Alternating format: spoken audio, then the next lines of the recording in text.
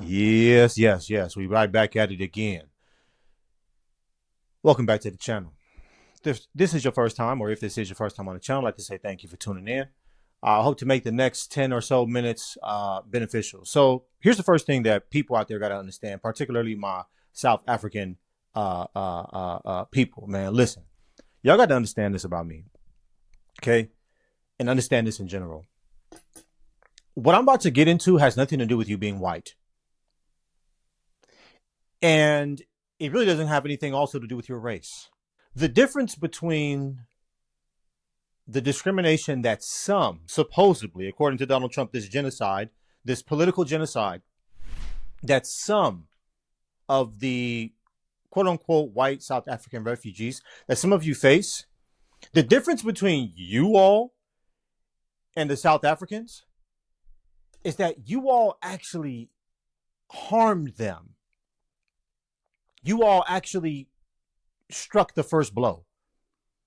And we're going to use a little bit of an illustration here to help you all to understand this.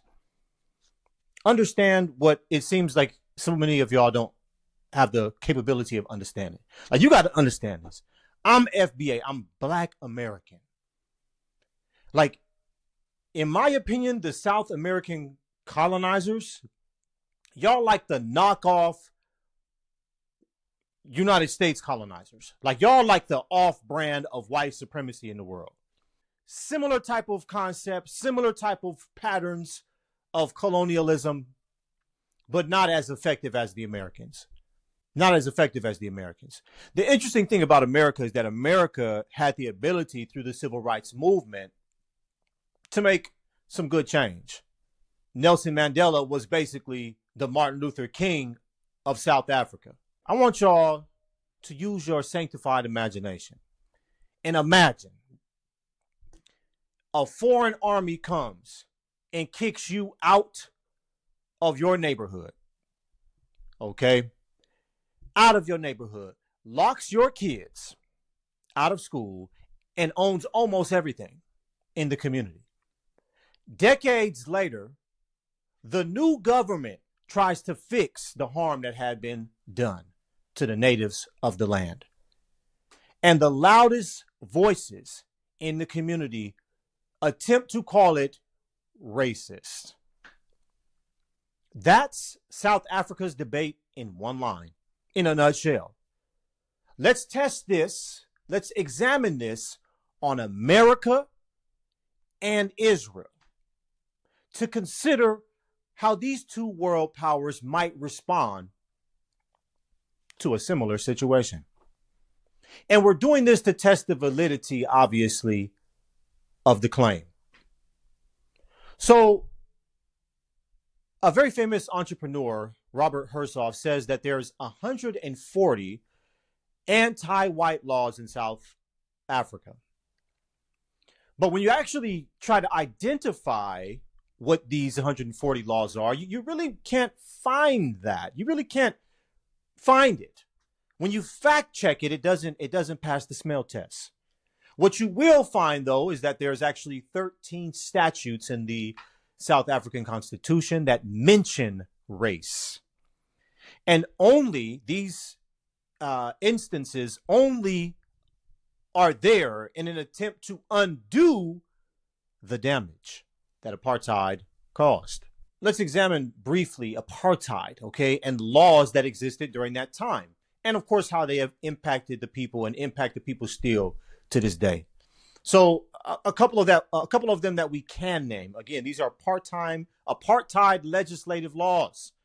Was the Population Registration Act. Basically, this stamped every person by race. This was the beginning of the designation or the classification of people by race. So once the government understands and classifies people, they can then go in and do other things on the basis of that race. One of the things they did was the Group Areas Act.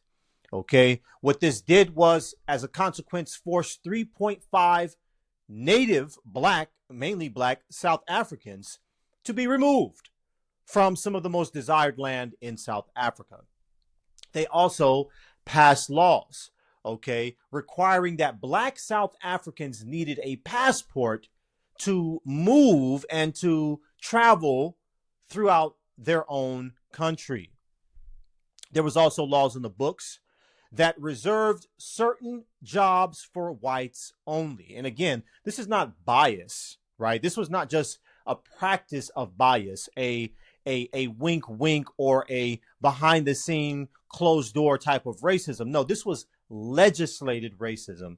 And this again was apartheid, some of the racist apartheid laws.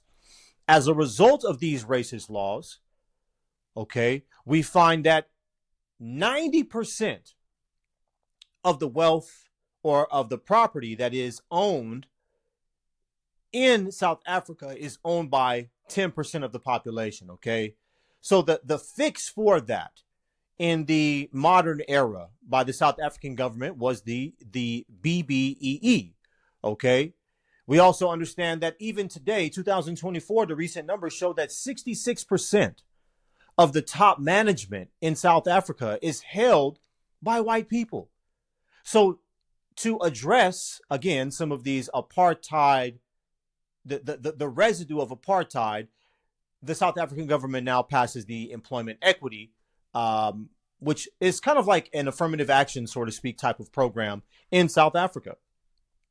And still, we see, as we mentioned earlier, that farmland is majority owned by white people. So they pass legislation, land reform bills, etc., to help undo some of the damage, again, that was caused by apartheid. So again, imagine for a moment a similar situation happened to the United States.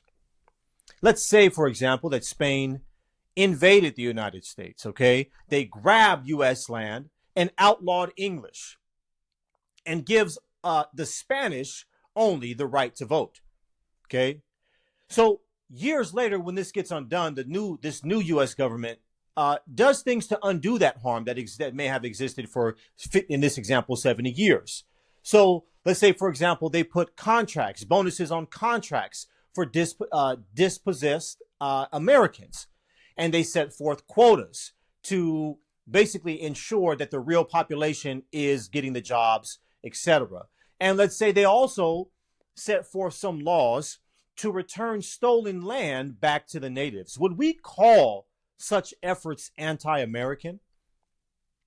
Or would this be basic justice? Let's do an even better example. Let's talk about Israel.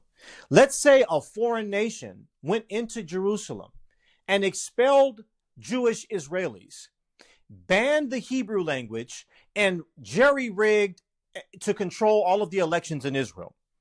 Then, after 70 years, Israel regains control of their land, and they started passing laws to help undo some of this harm, to help the Israelis, the Jewish people, take back control of their land and giving more points and giving some special perks to Jewish citizens.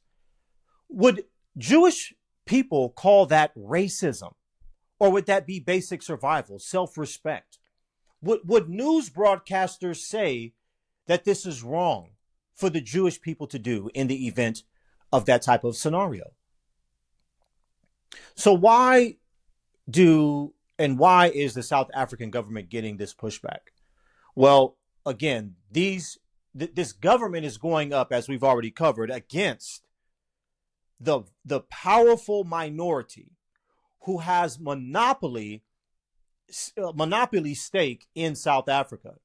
So for them to scream reverse racism is an attempt for them to basically keep their hands and their control on the bag. Okay?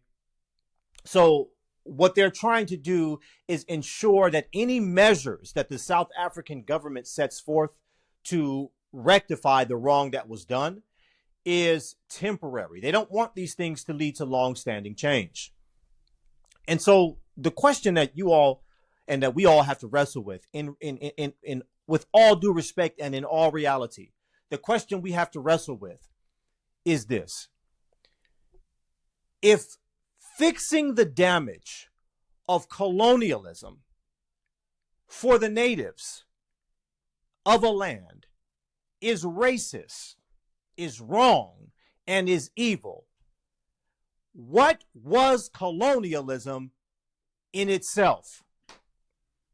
Again, if fixing the damage of colonialism is racist, what was the colonialism itself? So, again, family, smash the like button, subscribe for more content, and drop your thoughts in the comment section below. You know, we have to take a stand for what we believe is right. And I think that, you know, it's difficult in these situations to really judge, you know, what is right, because nobody wants to see anybody get discriminated upon. But I always would say that, again, when someone does someone else wrong, before we can start having conversation about what the wronged person, how the wronged person should treat the offender, we have to first talk about what the offender needs to do to rectify the wrong that they've done. And if they refuse to do that, then you can't tell the wrong person how they should treat that person, the perpetrator of the wrong against them. This is the reality. This is how all law works. This is how law works.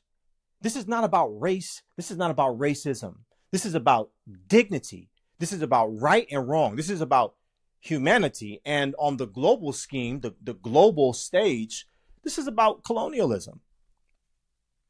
And it just so happens to be that it's people of the Caucasoid race who did a whole lot of colonialism.